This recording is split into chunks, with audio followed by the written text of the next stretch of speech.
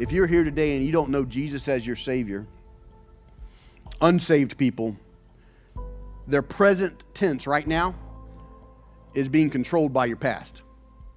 You're living your life, if you're an unbeliever, based upon everything that's happened to you, by the hurt, the pain, the good, the bad, and that's controlling you. But if you're a follower of Christ, and I'm learning this as well as I share this with you, if you're truly a Christian and a follower of Christ, your present right now is actually not controlled anymore by the past. It's actually controlled by the future of what God has in store for you, no matter how bad today is. No matter how bad tomorrow is, you look ahead and can look past the pain and the shame and the grief and the trials and the suffering, and you realize that your present, your right now, is actually controlled by what Jesus has in the future.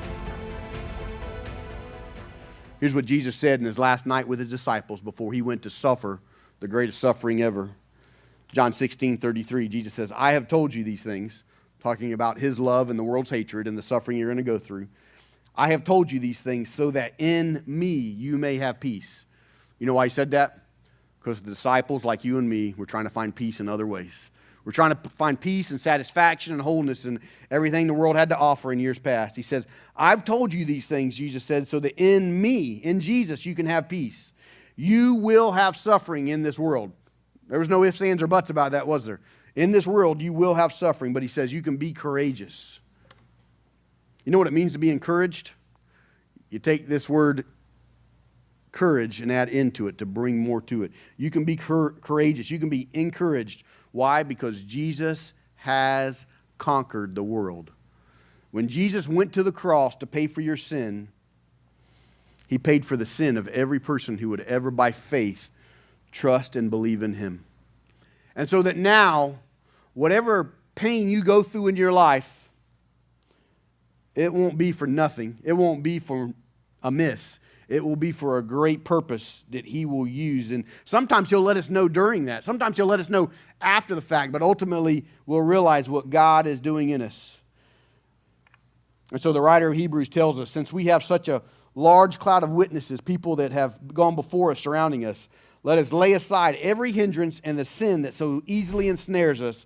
Let us run with endurance the race that lies before us. That this race of life, man, it's an endurance race, and it goes before us. And here's how you're going to do it. Here's how you're going to make it through life as a follower of Christ. By keeping our eyes on Jesus. Why should we keep our eyes on Jesus?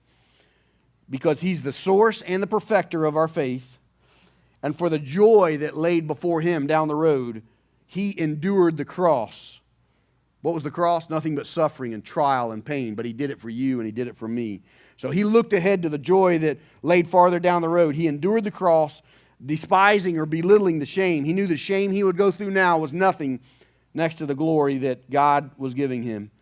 And so he sat down at the right hand of the throne of God. And so Peter tells us here that if you truly know Christ as your Savior, we can entrust our souls to God. Entrust our souls to a faithful Creator. Do you know that this word entrust is a banking term? It's a banking term because you're taking something of great value and putting it in the bank. When you entrust something, whether it's something put in a safe deposit box or a large amount of money put in a banking account, it's entrusted for safekeeping. Do you know the most valuable thing you own is? It's not your 401k. It's not your home. It's not your investments. The most valuable thing you have is your soul. Let me give you a thought on that. If someone were to offer you $1 million for one of your eyes, you'd go, no way, man, my eye is valuable. And let's say somebody offered you $20 million for both of your eyes. Let's say you've got, man, too good eyesight, and somebody says, hey, I'll give you $20 million if I can use your eyes and transplant them. And you say, no way, man, I got to have my eyes to see. That's a lot of money. Think about how $20 million would change that.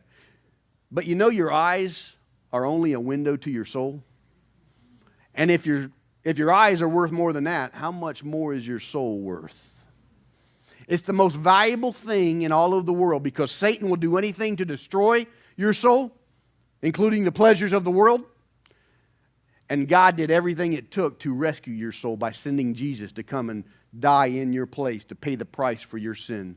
And so your soul is the most valuable thing that you have, and it's the most invaluable thing I'm entrusted with as I share the good news of Jesus with you today. And to some extent, I'm entrusted with your soul, and that scares me because I've got to deliver the only news that will save you.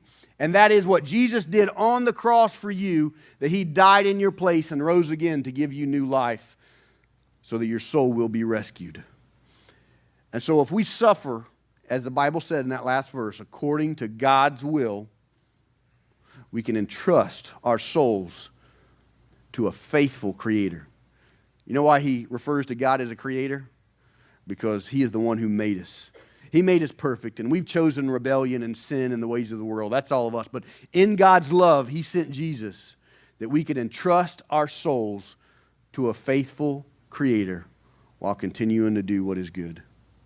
Isn't that a gracious statement that we can entrust our soul, the very most valuable thing we have, to God Himself?